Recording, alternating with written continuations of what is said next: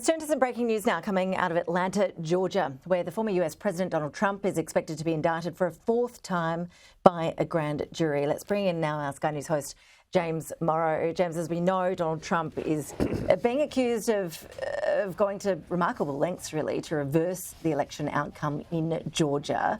What do we know about this latest indictment? Well, what we know about this is the latest series of indictments to come out against Donald Trump. The charges are still being posted. There was an interesting thing that happened earlier today when the courthouse appeared to post what looked like the indictments of Trump, but then pulled them down and said, no, that was a mistake. That led to immediate charges that the whole thing was a stitch up and that, the whole thing was decided ahead of time.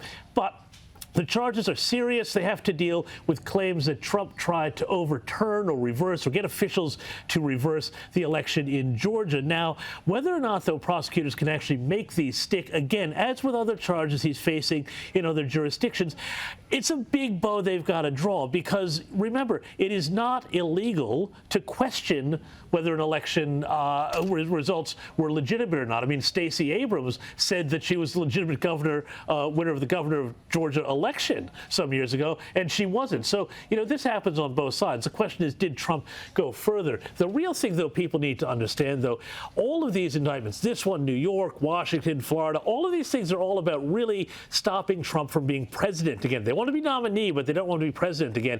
It's about tying him up. It's more about finding crimes to pin on him, keeping him tied up in the courts than it is, on absolute dead to rights charges, because the legal theories behind an awful lot of the charges we've seen, really do require 2 or 3 levels of proof and explanation and getting into his state of mind.